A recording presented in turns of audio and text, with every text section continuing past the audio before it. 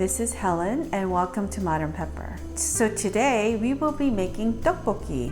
I know, super yum, super delicious. And for those of you who've never tried 떡볶이, you must give it a try. I mean, if you love spicy food, this is it. It is super addictive. It is so satisfying because it's the perfect combination of that chewy rice pasta taste with spicy gravy-like sauce together. It's so yummy. And it is known as one of the most popular comfort foods in Korean cuisine. So you really must give it a try. So you're also wondering, what is in 떡볶이? So 떡 is the Korean rice cake, or also known as Korean rice pasta. And it's made of Korean rice flour with water and a little bit of salt, and then you steam it, and then you make it into different variations. 떡 in general, there are hundreds and hundreds of different variations, but the 떡 that we'll be using today for our 떡볶이 is called 실떡.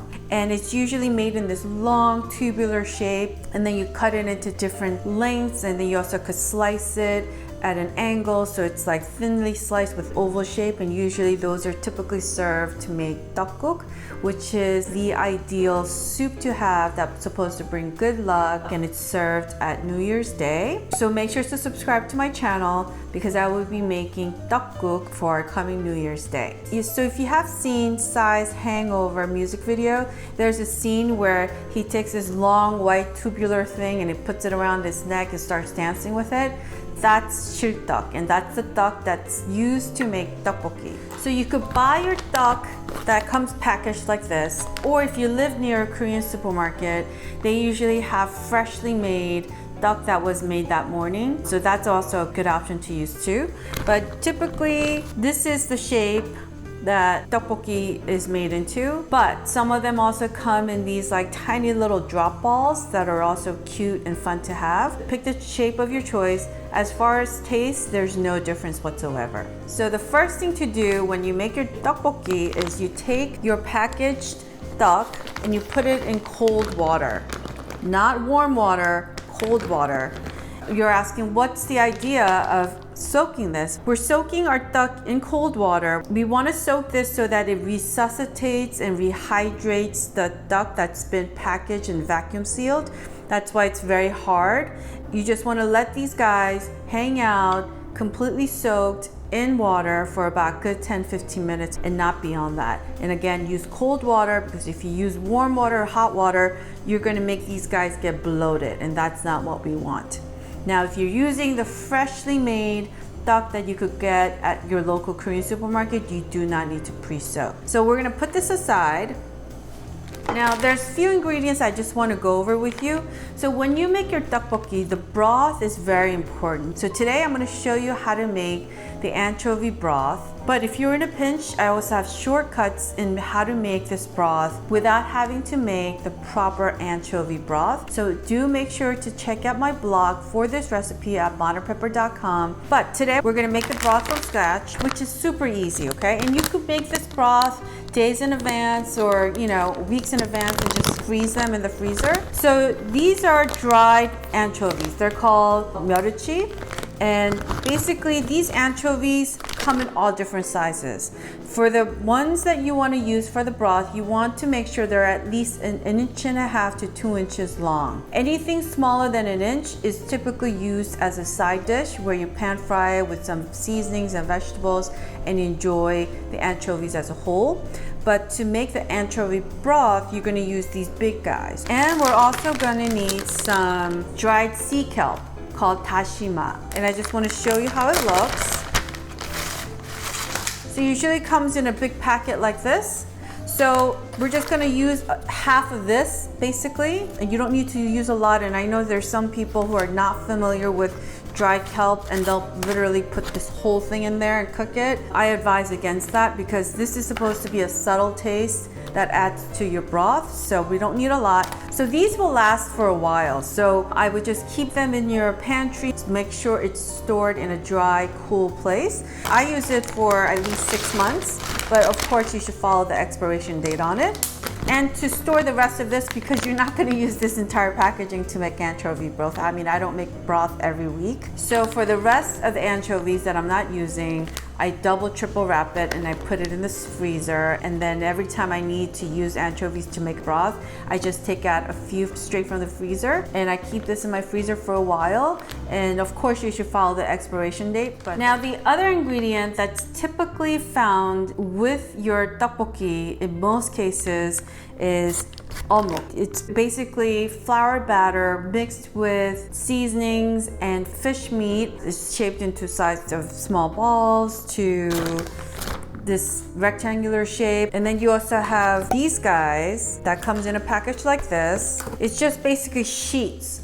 So they make this fish batter and then they shape it into all different sizes, and some of them they add hot pepper, some of them they add vegetables, and this one's plain. We're gonna add this to our 떡볶이. So if you go to the Korean supermarket, at the freezer section, you'll have so many choices, so just pick the one you prefer and bring it home so that we can make 떡볶이 together. If you've never had Korean GoChuJang, basically it's Korean red pepper paste that's been fermented, and it's really an art form to learn how to make this. I usually just buy one and it comes in smaller sizes to big sizes, and I keep it in my refrigerator.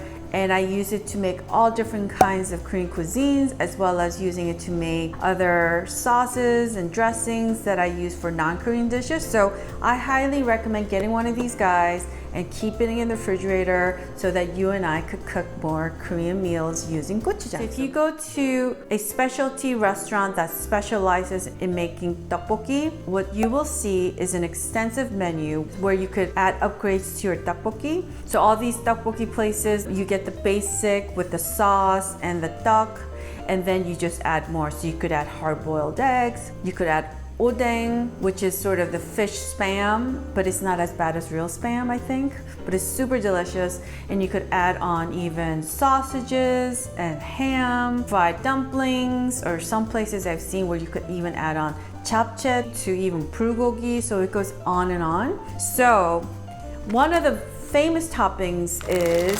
ramen noodles. This is my personal preference, is Ichiban original flavor ramen noodles. Now, if you grew up here in the States, I think there's probably going to be a lot of you out there that could empathize with me. So this was my go-to all-time after-school snack. I would come home and you could certainly make this with water and turn it into noodle soup.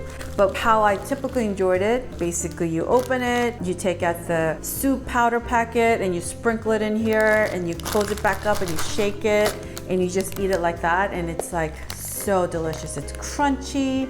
It has the right amount of starch with the right amount of saltiness from the soup powder mix. This is so good.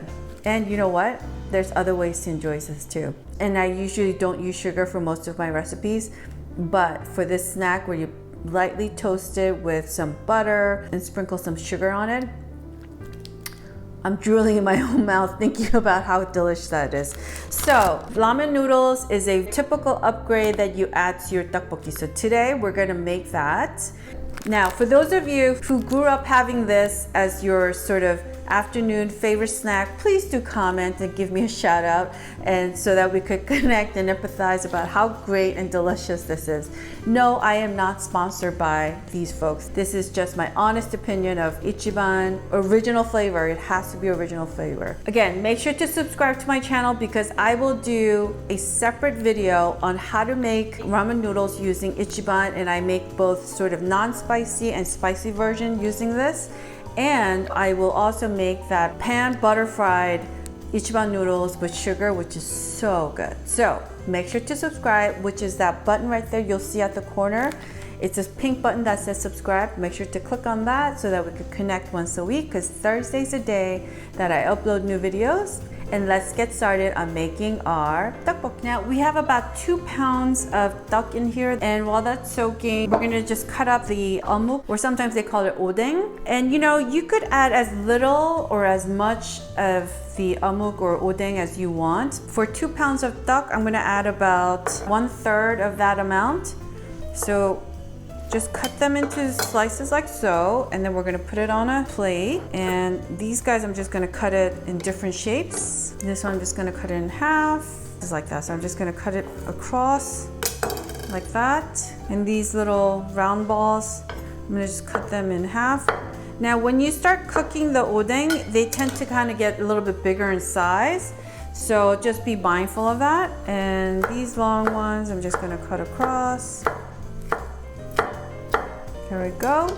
And put this to this. And we're just gonna prepare some vegetables for our tteokbokki. Now, I love to add cabbage to my tteokbokki just for that little bit of that crunchy, sweet taste that I like to have with my spicy tteokbokki sauce and duck. So about a cup of cabbage, just cut them into thick slices like so and put it to the side. So we need about half of a small onion. Just cut them into thick slices. And then a small carrot. This is just to add a little bit of color.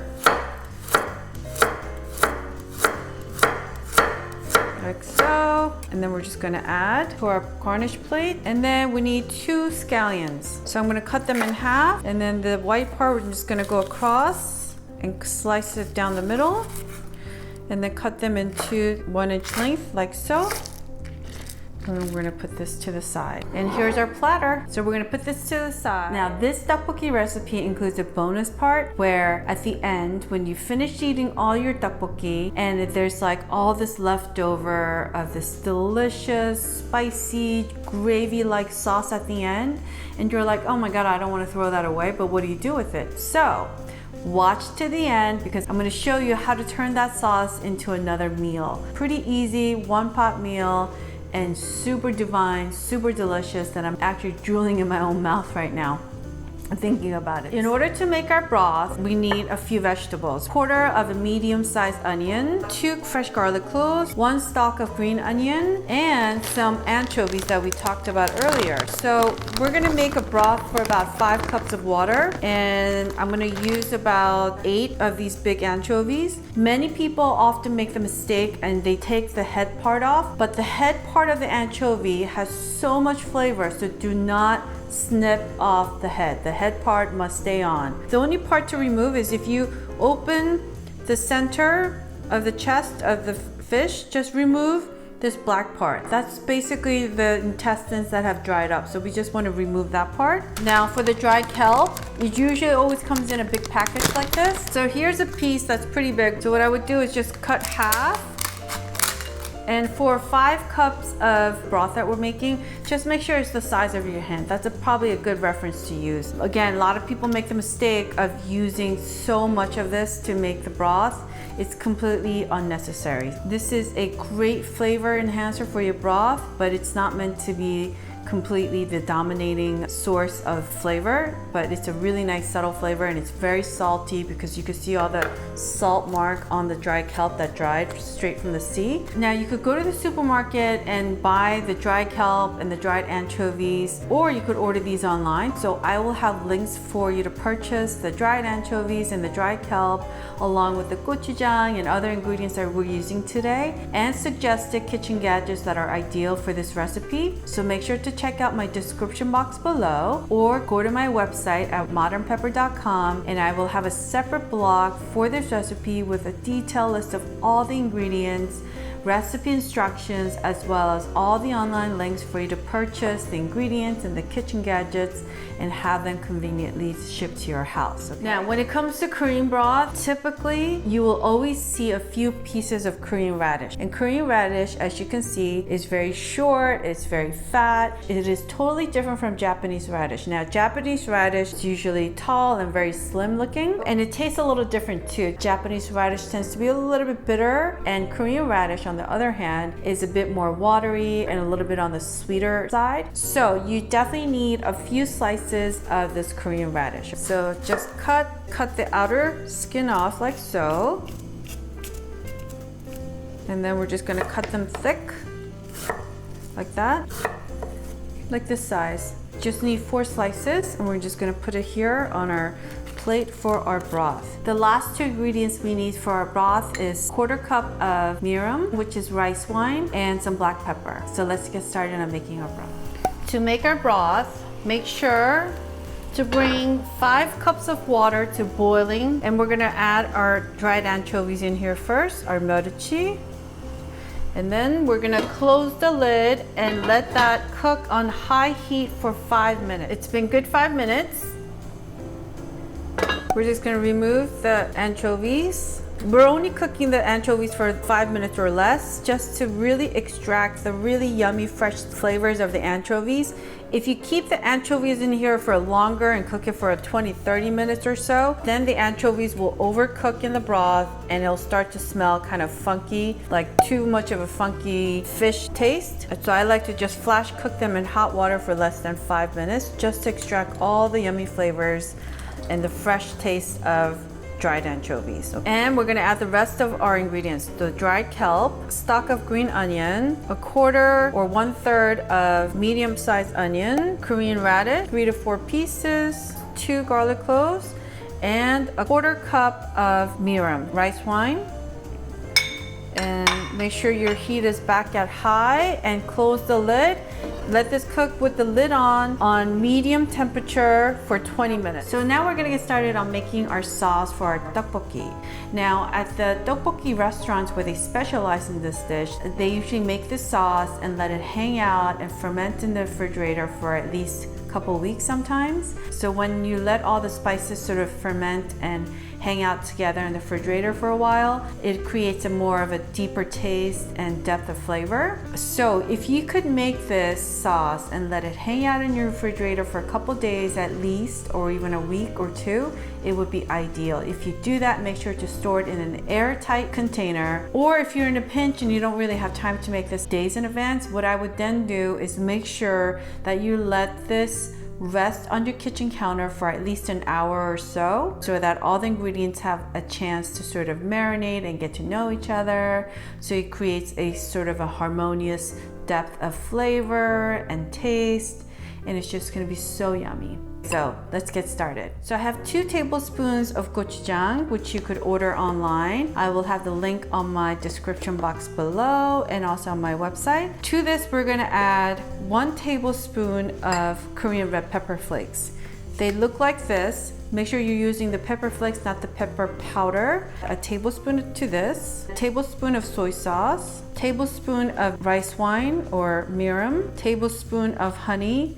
Now I prefer to cook with honey because I just think it's good for your health, better than using sugar. But if you prefer to use sugar instead of honey, please replace it. 1 tablespoon of finely minced fresh garlic cloves. Now please do not use chopped up garlic that comes in a jar that's like vinegary already. Just use fresh garlic, half a tablespoon of miso paste, half a tablespoon of pureed onion, and using a microplane, just take a small piece of onion and just go across it like so. This doesn't really take a lot of time. It goes really quick. Look at that. So when you use a microplane, it's very important to remember that a lot of the stuff gets stuck on the back. So scrape it down like that. A half a tablespoon of onion puree. We need about half a teaspoon of freshly ground black pepper. Like that. And then we're just gonna mix it well. Look at that, it smells so good. And let's have a taste. You should always taste what you make. Just a dab. Ooh.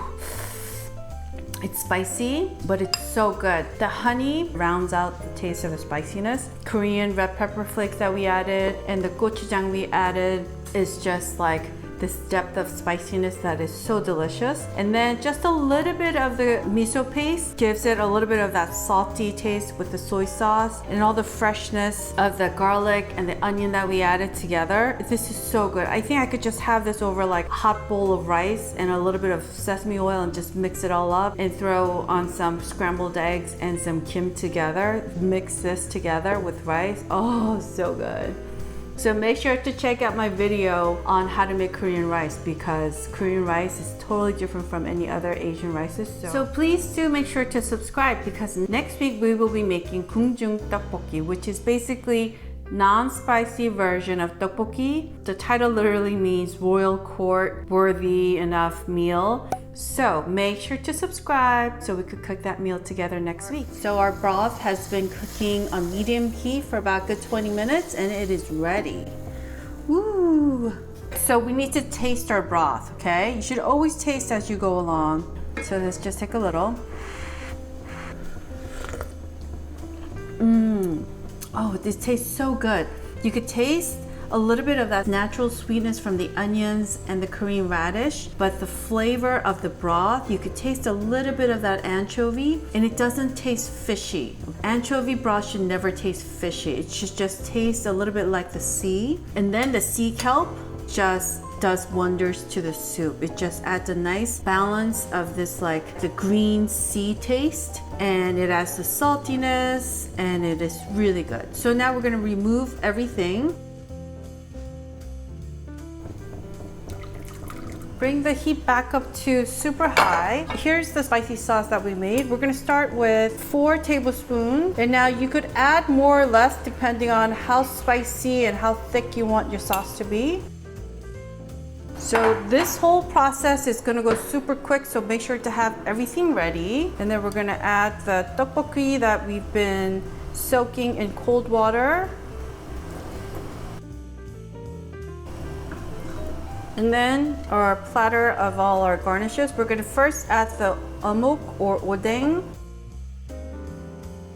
like so. And we're just gonna move this around. Now, if you wanna do this table-side 떡볶이 called 즉석떡볶이, you can do that now. This is when you would wanna bring it to your table and use your portable stove. But what I like to do, I like to cook it almost halfway and then bring it to the table with the portable stove and enjoy it like so. Let this simmer for like good 3 minutes. Okay, our 떡볶이's been simmering nicely for like 3 minutes, and then now we're gonna add our onions. My heat is still at super high. Make sure to move the 떡볶이 around a little bit. Then we're gonna add our cabbage and carrots. And just break it up. And make sure to coat the cabbage with the sauce. So our sauce is getting thick already, which is great. It smells so good. And we're gonna add our ramen noodles. What I like to do is kind of bury the ramen noodles at the bottom, like that, and let it cook. Find another spot. Look at this broth. Look at that broth. Ooh, that looks good. And now for our final ingredient, we're gonna add some fresh scallions and my secret recipe. I like to put a tablespoon of butter, and the butter makes the GoChuJang sauce taste even more velvety and super yummy, so kind of bury it in there. And now you could kind of lower the heat. Ooh, this smells so good. Make sure the butter is mixed nicely. Ooh, this looks so good. I set the stove heat to about medium right now. And you just want to continue to let this kind of cook for another 5 minutes or less at your table until the sauce gets really, really thick. And this is ready. This looks so good. I am drooling in my mouth. So what you could also do is add fried mandu on top or steamed mandu on top. That would be super good as well with it. Here, there are 2 hard-boiled eggs. And now it's time to taste. We have to make sure it tastes good, right? So I'm gonna grab a little bit of our noodles. So look at our noodles. It absorbed all the sauce. Look at that. Oh my God, that looks so good. And the noodles are still a little al dente, and that's what you want. You don't want to overcook the noodles. So this is a dish where you need a lot of people sitting around because you need to kind of consume this fast. Because if you overcook this or let it sit a little too long, then everything will get bloated. So I'm gonna put a little bit of the ramen noodles. I'm gonna get some of the duck. And the duck, you never wanna cook this to a point where when you bite into it, it's like mush. You wanna cook it to a point where it's just soft and chewy. And remember, these rice cakes were already cooked, so you don't really need to necessarily cook it. We're just reheating it and making them soft and chewy. And some cabbage and some of our odeng right here. All right, I'm gonna turn down the heat. You could hear the sizzling sound from the pot, right? Oh my goodness. And then I'm gonna get some of the sauce that's at the bottom and then pour it on top like so. Ooh. I'm gulping. Okay, let me have a taste. So first, I'm just gonna go for the ramyeon. Everyone loves the ramyeon part. I'm gonna have some of the ramyeon with some cabbage and onions. It's hot, so you have to be careful. Okay, here we go.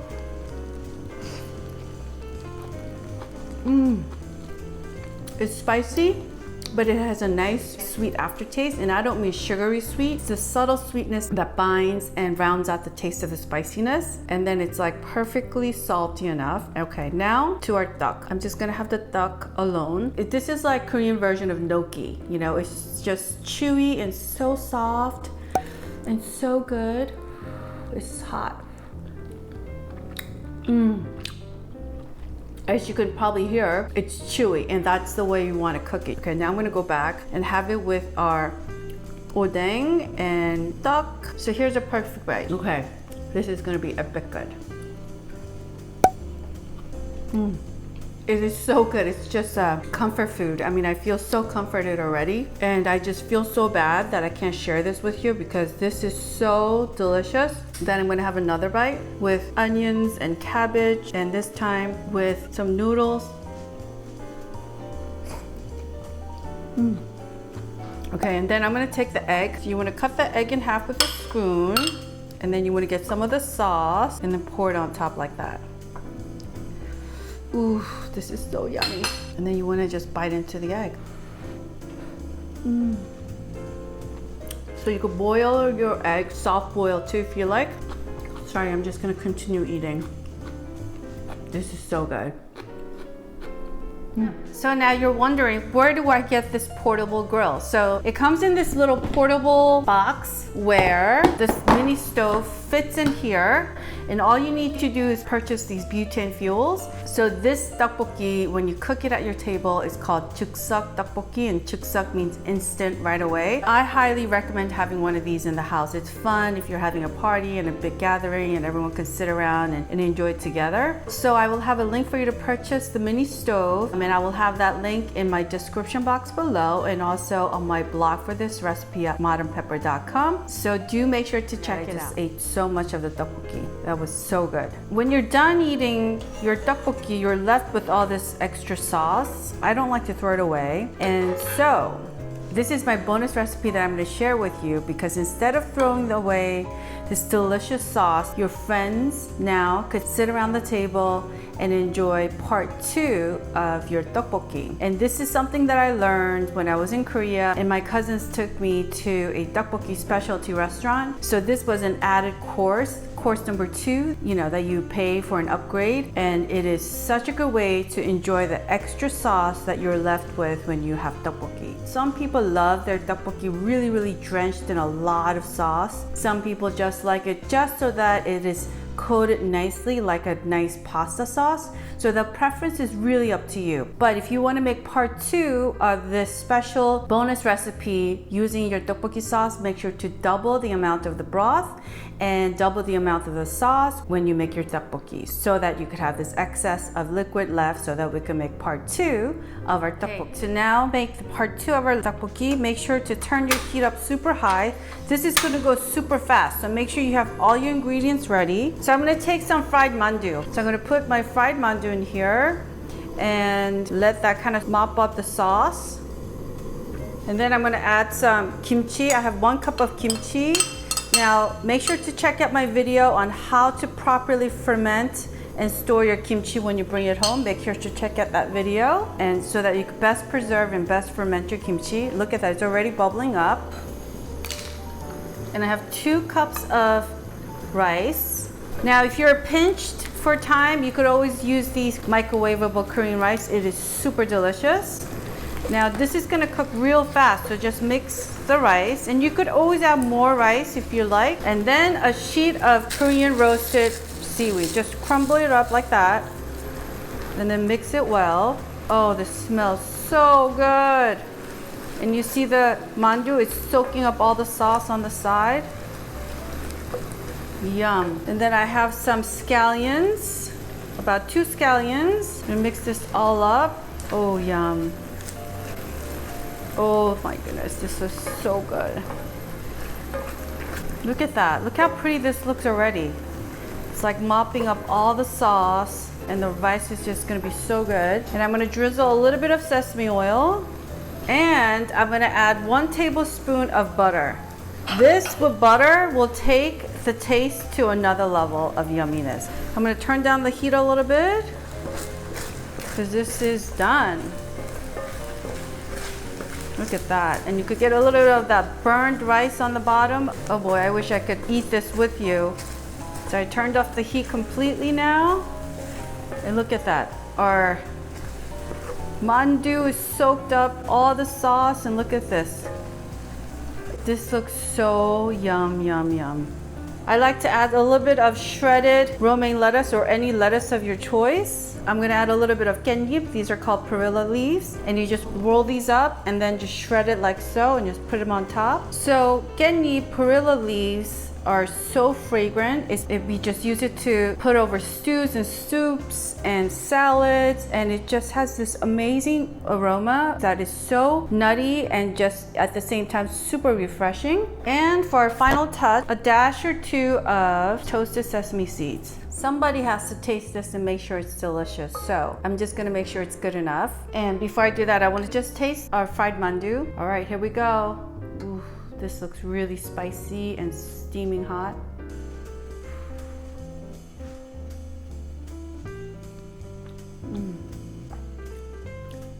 Oh, so yummy.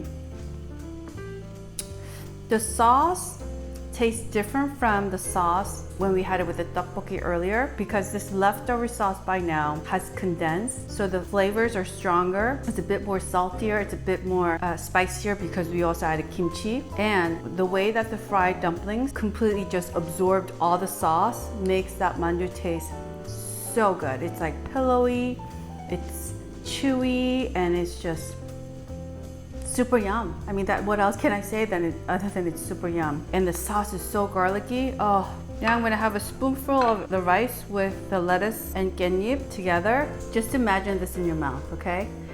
Ooh, this looks so yum. Okay, here we go. Mmm. Mmm.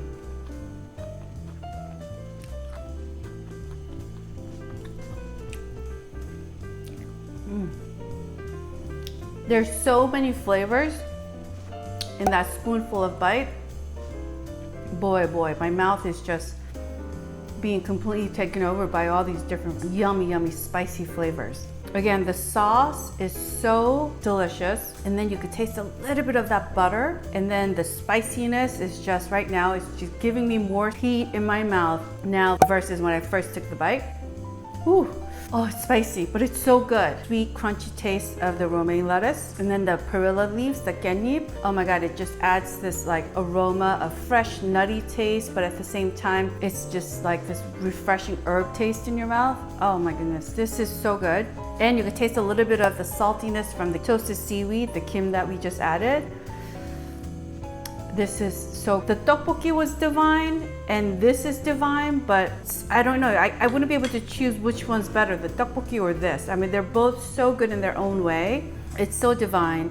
I hope you try this at home. I'm still drooling in my mouth because my body's telling me to stop talking and give me more of this rice and mandu. So I must say goodbye now because I need to go finish this. I really hope that you try this at home, and if you do, please, please, please take a photo of it and share it on your social media, and please tag Modern Pepper. And also, I hope you enjoyed watching this video, and if you did, I would greatly appreciate a thumbs up. And please also leave me comments. I would just love to hear from you. Let me also know if you have any recipe requests for Korean dishes as well as non-Korean dishes that we could add a little bit of Korean twist to. And if you have any questions, please also let me know as well. And lastly, I would greatly, greatly appreciate it if you would subscribe to my YouTube channel by clicking on that pink button right here at the corner. It says subscribe. It's a rectangular shape that says subscribe. That means that we could connect once a week, every Thursday, because Thursday is the day that I upload new videos. So please do subscribe to my channel and share it with a friend or family member that perhaps should make this for you.